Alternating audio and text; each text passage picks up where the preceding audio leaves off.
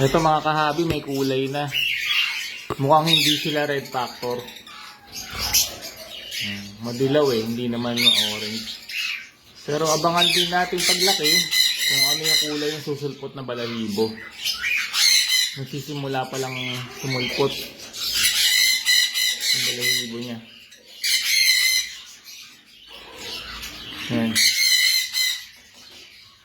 Yan yung project natin ng Ino Red Factor. Mukhang wala tayong visual dito. Ayun o.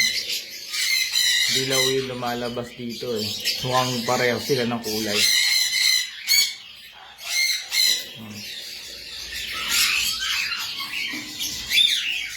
Kukunin natin to after ilang days pa para i-hand feed. Para mag-reclutch ng ribbon.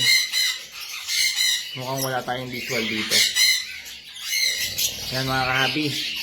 Mukhang negative ito sa visual red factor. Subukan natin ulit sa susunod.